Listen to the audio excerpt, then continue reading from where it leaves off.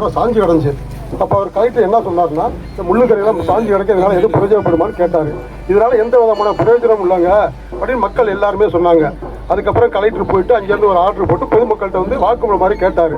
அப்போ நம்ம வந்து மிராசாரு எல்லாத்தையுமே தெரியும். அவங்க அங்கேருந்து கேட்டு முள்ளுக்கரையை நாங்கள் வந்து முள்ளுக்கரை கிடைக்காதெல்லாம் வீணாக தான் போயிடும், அதனால் முள்ளுக்கரையை வந்து அழிச்சிட்டு நாங்கள் வேறு கண்ணு வச்சு தரோம் அப்படின்னு சொல்லி நம்ம வந்து மிராசாரெல்லாம் கேட்டாங்க. அவங்களும் சரின்னு ஒத்துக்கிட்டாங்க.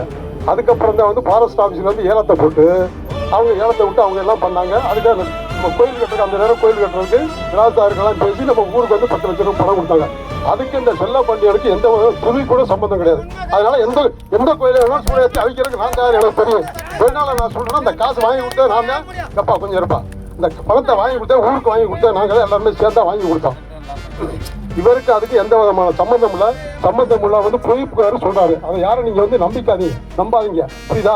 இது சம்பந்தமா எந்த கோயில வேணாலும் சூட ஏற்றி அழிக்கிறதுக்கு நான் தயாரா இருக்கிறேன். அது மாதிரி சொல்றவங்க வேணாலும் வந்து ஏற்ற சொல்லுங்க, நான் அழிச்சு தரேன்.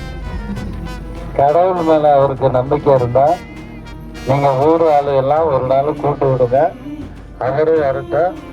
இப்போ அவர் சொன்னது மாதிரி சேலக்காரி அம்மா கோயில் முன்னாடியே நான் என்னோட பிள்ளைகளை குறுக்க போட்டு சத்தியம் பண்ண தயார், விஜயபாஸ்கர் தயாரான்னு கேட்டு சொல்லுங்க. என்னைக்கு வேணாலும் நான் வர்றேன். ஏன்னா இதுல எனக்கு ஒரு துளி கூட சம்பந்தம் இல்லை, எனக்கு என்னன்னே தெரியாது. இப்படிதான் பச்சை பொய்ய விஜயபாஸ்கர் பேசுவாரு.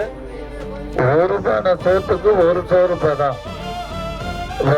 ஜல்லிக்கட்டு நடந்துச்சு, என்ன கலவரம் பண்ணாருன்னு உங்களுக்கு தெரியும். அதுக்கு அடுத்த வருஷமும் ஜல்லிக்கட்டுக்கு அதே பிரச்சனை வந்துச்சு. அன்னைக்கு அவருக்காண்டி போன அன்னைக்கு எனக்கும் பன்னீர் அண்ணனுக்கும் சண்டை. இப்ப அந்த பன்னீர் அண்ணன் அவரை பற்றி தெரிஞ்சுக்கிட்டு வீரம்பட்டி பன்னீர் இப்ப எங்களோட இருக்காரு.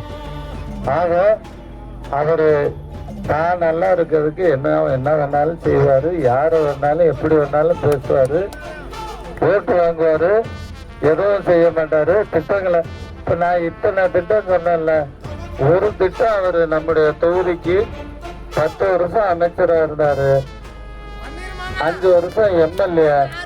ஏதாவது செஞ்சன்னு சொல்லுங்க, குண்டனை கொடுப்பாரு, 2000 பணத்தை கொடுப்பாரு, ஓட்டு வாங்கிட்டு ஓடி போயிடுவாரு. இதுதான் அவர் வாடிக்கையா பண்றாரு. அதனால நம்ம பிள்ளைங்கெல்லாம் நல்லா இருக்கணும், வருங்கால தலைமுறை நல்லா படிச்சு முன்னுக்கு வரணும், வேலைக்கு போகணும். நம்முடைய முதலமைச்சர் இன்னைக்கு சூப்பர் முதலமைச்சர். அவருடைய திட்டங்கள் தொடர்ந்து நீடிக்கணும்னா 3 தடவை அவருக்கு வாய்ப்பு கொடுத்துட்டீங்க, எதுவும் நடக்கல. ஒரு தடவை எனக்கு வாய்ப்பு கொடுத்து பாருங்க. எல்லா திட்டமும் நம்முடைய மங்கையூர் பகுதிக்கு கிடைத்திட பாடுபடுவேன் என்ற உறுதியை உங்களுக்கு சொல்லிக் கொள்கிறேன். பொய்ய பேசுறதெல்லாம் ஒரு அளவு இருக்கணும், அதுல ஒரு துளியாச்சும் எனக்கு சம்பந்தம் இருக்கணும். 100% அதுல பொய்ய தான் சொல்லியிருக்காரு. எங்க வேணாலும் எப்ப கூப்பிட்டீங்கன்னாலும் நான் வரேன். அவர் ரெடியானு கேட்டுக்கோங்க. ரொம்ப நன்றி தான். போயிட்டு வரேன்.